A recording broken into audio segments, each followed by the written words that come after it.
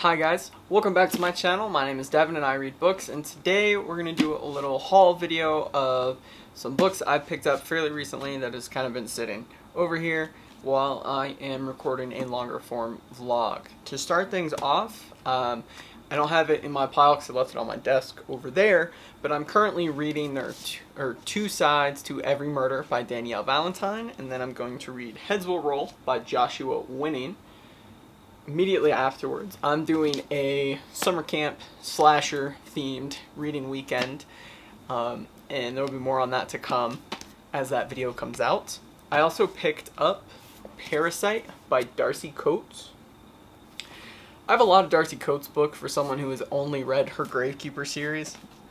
I like her writing style, and a lot of them sound super interesting. This one is about a guard who discovers a life form on a moon outpost, and things get downhill from there. I am all for sci-fi horror. I'm all for it. I feel like I don't see enough of it outside of film, and honestly, a lot of sci-fi horror film is, hit or miss. Like, let's be real. Sometimes it's really, really good, and sometimes it's just doesn't really cut it. So I'm excited to dive into this one eventually. She does have a new Gravekeeper book series, Gravekeeper series book. I cannot talk today. I got no sleep because of my cat who's there right now.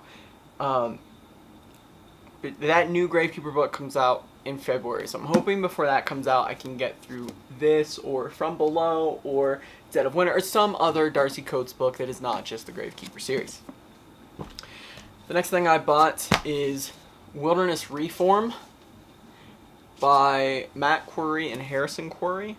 I don't know almost anything about this other than it is about like a remote reform program for troubled juveniles, and it's horror, mystery, thrillery.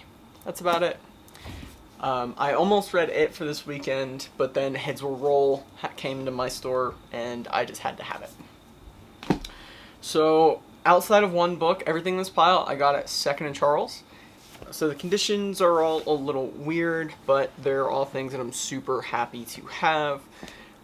This first one is something I wouldn't usually talk about on this channel, but I really like to cover, and that is James Herriot's, if I can hold on to it, All Creatures Great and Small Omnibus Edition. This is an older one. I think it's from the 80s. 90s, and I just realized there's no US price on it, so it must have been English or Canadian version. Interesting. I haven't read anything else by him before, but I do read a lot of nonfiction, mostly pertaining to animals, wildlife biology, or military history. So when I saw that at Second Charles, I had to grab it. This is one that was in like their buy one get one 50 cents box. A lot of these were actually these at the top here. But this is Mouseheart, and it just looks like a really fun young reader's fantasy. I honestly don't know anything about it. I don't know what to expect. I have stayed blind on it, and I'm hoping that it really pans out in an enjoyable way.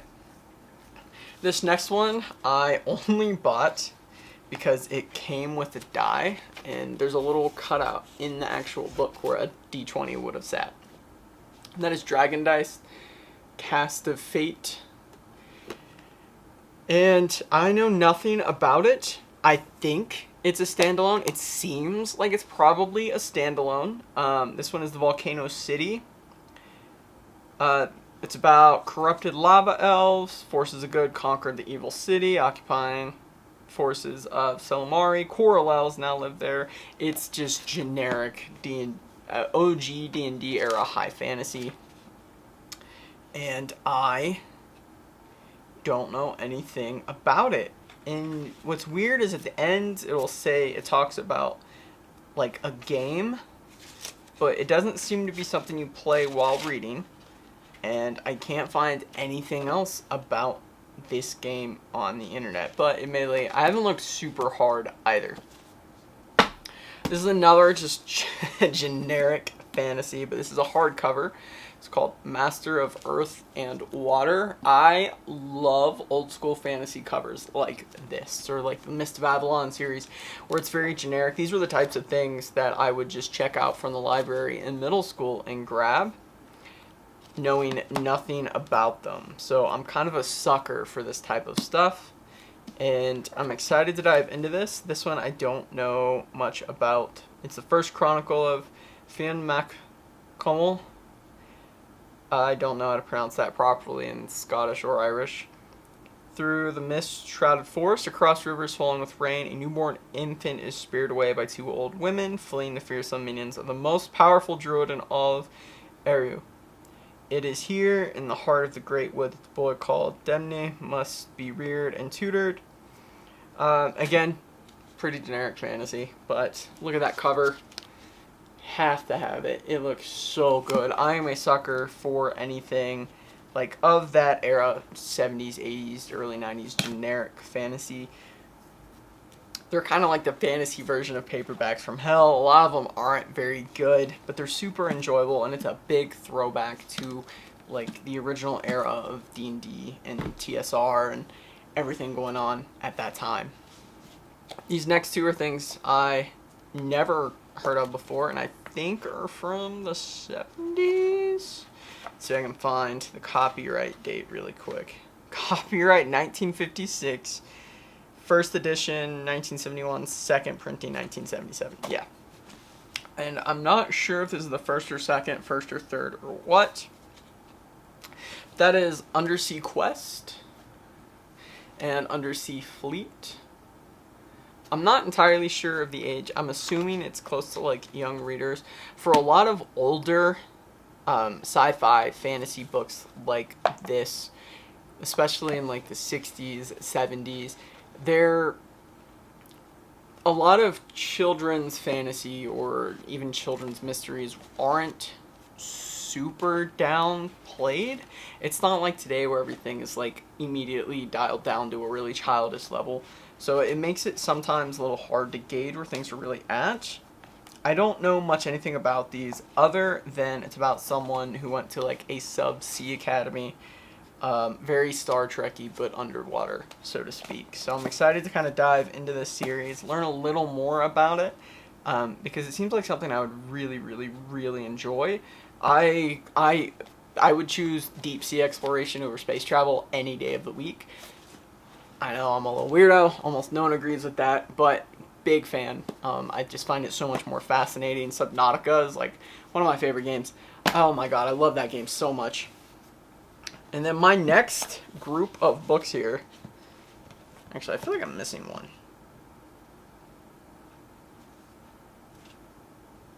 No, it's fine. But these are things I almost never find at my Second and Charles. I live in a major metro area, so finding stuff like this is exceptionally difficult because like there are people whose whole living revolves around hitting these stores for stuff like this, and none of these are in particularly great condition or are particularly expensive, but they get scooped up immediately, and that is Fear Street.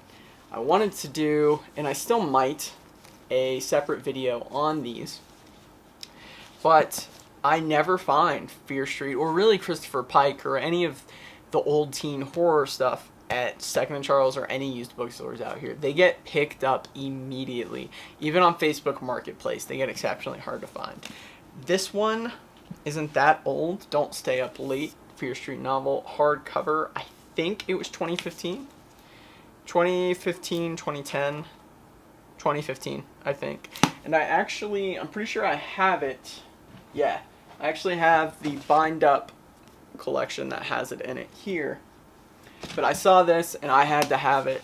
It's just so cool. I'm so happy to have actually found Fear Street in general. Next is The Goodnight Kiss 1 and 2, and then a vampire story, The Vampire Club. I never read any of the Goodnight Kiss books. I knew what they were, never read them. So I'm very excited to kind of dive into that.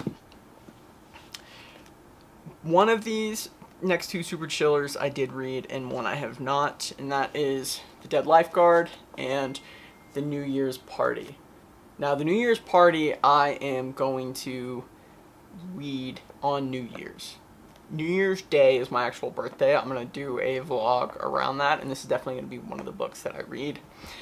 The Dead Lifeguard was another one that I was going to read on this summer reading vlog theme, but I ended up going full on summer camp Friday the 13th style. So this one got knocked off the list, but I'm very excited to dive into this here shortly too. This next book is a horror book, and it's one I knew nothing about, but I had my eye on, so when it was there when I went back, I had to grab it, and that is Coldbrook by Tim Lebbon. Facility lay deep in the Appalachian Mountains. I'm from Appalachia. All my family is from southeastern Kentucky. I grew up technically in Ohio, on the edge of Ohio, Kentucky, and West Virginia, right alongside the river. The laboratory called Coldbrook. Its scientists had achieved the impossible, a gateway to a new world, blah, blah, blah, zombies, basically. That just sounds cool. Like, multi-dimensional and zombies. And it takes place where I grew up. I had to try it. I'm in a very horror mood. If it stays after I finish this vlog, I'm probably going to end up reading that. I got another one or two things I have my eye on. I was trying to read something else, but after The Blade itself, I really, mentally, I just want to dive into horror. Nothing de-stresses me quite like horror, which a lot of non-horror people can't relate to, but my horror hounds out there know exactly what I'm talking about. Nothing really brings me that comfort the same way. And then I have a stack of fantasy here. So I have Pathfinder Tales Starspawn. This is just a really cool find. I don't know a ton about it. It's about a pirate, and I don't know a lot of the Pathfinder universe, but I'm excited to learn and read a little more. This is actually book 2 in the trilogy. I don't remember if they didn't have book 1 or if book 1 was in such bad condition that I didn't want it, because even this one's a little rough, but that is The Coral Kingdom, Forgotten Realms book, the Druidholm trilogy book number 2. Forgotten Realms is not my favorite D&D setting, but it is very close. I'm just a Dragonlance guy through and through. The bulk of my D&D shelf up there is Dragonlance. Like, that is objectively my favorite, but I do really love Forgotten Realms as well, so I'm not going to dive into this until I can start with the first one, so hopefully I can find a decent condition copy. These next two are books that I really only got because they were in that buy one can get one for 50 cents box. It's a local author. I actually met her while working at the bookstore, but that is the Dragon's Children series by Natalie van der Werken. I don't know a lot about them. I don't have super high expectations, but it seems like fun young adult or young readers dragon fantasy, and every now and then that's exactly the type of stuff that I like to cleanse my palate with. Yeah, with that, I don't know too much more about it. Thomas wants his father's respect. Tales of dragons that fought besides men, faded into legend, dragon fantasy, blah blah. I am excited, though, to give it a chance. They are pretty short, I think about 300 pages each. Font size is pretty typical, so I don't know if you can see that. I'll put that other one down. Pretty typical, so they shouldn't be too long to dive into, get both of them read. And then finally, the last two books are not sequential. It's actually the first book in a series and then the newest book in a series. And that is a military thriller series from Jack Carr, The Terminal List. You might recognize this as the show on Amazon with Chris Pratt. And then the newest one, Red Sky Morning. I actually have the signed edition. I just lucked out. My friend had ordered one. It didn't come, so we had one transferred from another store so he could buy it. I got this one from Second & Charles. It was just there. It's a library copy, so it's in pretty good condition other than some of the stamps and stuff, but it was like $7. So it was just a really good deal, and then I decided, you know what, let's just get all 7 books in hardcover, and so I was able to get this signed edition. Basically, the Terminal List, I don't know what Red Sky Morning's about, but the Terminal List is about a guy whose SEAL platoon was kind of wiped out on a mission, and it goes into like typical spy thriller to figure out kind of what happened, and there's a lot of political elements to it and twists and turns, and I'm a sucker for that type of stuff. I have a whole section of Tom Clancy. I'm starting to read the James Bond books this year, or I'm planning to start, I should say. I don't know if they hold up. I've never read any of them, but I really like the movies. So I'm excited to kind of dive into these, and hopefully I enjoy them as much as I do like Tom Clancy or Jack Reacher, Lee Child books. That'll probably be the only haul I do for a little while. I have some stuff on pre-order, but I'm really trying to focus in on settling into that new job and saving money. Really kind of touching up the library room and building everything out the way I want. I might do another unhaul, honestly. For now, I gotta go focus back on my reading blog. Hope you enjoyed the video. Thank you for watching, and I will see you next time.